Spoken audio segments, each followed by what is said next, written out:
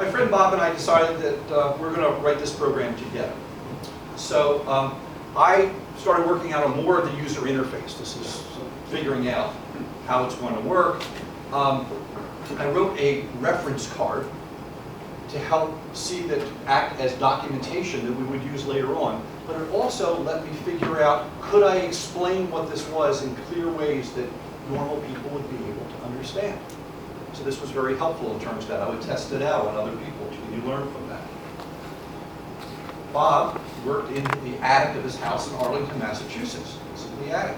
This is what it looked like. He would program on a terminal that looked like this, connected to the MIT Multic system. He would download the latest versions of it over a phone line, connected to this acoustic coupler over here, and download it into a borrowed Apple II, and then we would test. Now, one of the first tests that I did with it was for this case, about the Pepsi Challenge. Now, at this point, print wasn't working yet, so I had to write all the answers down by hand. Save wasn't working yet, so every time the program crashed, I had to type everything in again. Okay?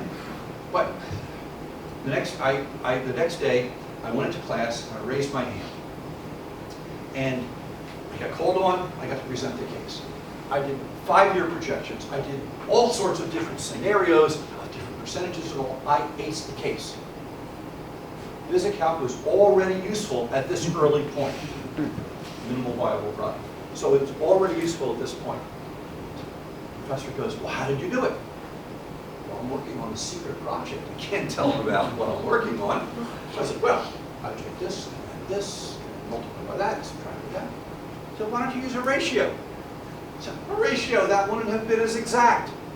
What I didn't tell him was, divide isn't working yet. Eventually, VisiCalc got done enough that we could show other people and announce it. My father printed up an early reference card that we could use as marketing material.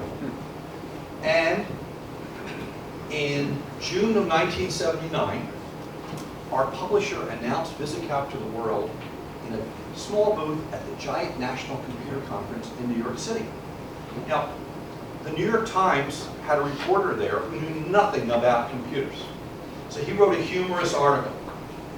And in the humorous article about a layman's trip into the mega land of computers. And he wrote, the machines perform what seem religious rites, telling their beads and chips. Even as the believers gather, the painters in the Colosseum sign room are added to the pantheon, carefully lettering VisiCalc in giant black on yellow. All hail VisiCalc. New York Times, all hail VisiCalc. That was the last mention of the electronic spreadsheet in the popular business press for pretty much for about 2 years. Most people didn't get it yet. However, some people did. And that fall, in October of 1979, we shipped VisiCalc. This is my notes from then. It came in a package that looked like this, and this is what it looked like running on an Apple II. The rest, as they say, is history. There's an awful lot more to the story, but I only had 15 minutes to tell it in, so this will have to do. However, Harvard remembers. This is that classroom.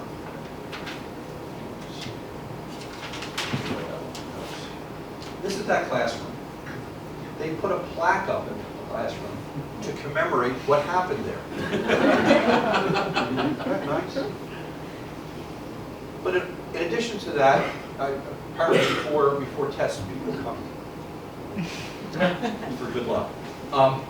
But it also serves as a reminder that you too should take your unique backgrounds, your ways of thinking, your skills and your needs, and build prototypes to discover and work out key problems, and through that, change the world. Thank you.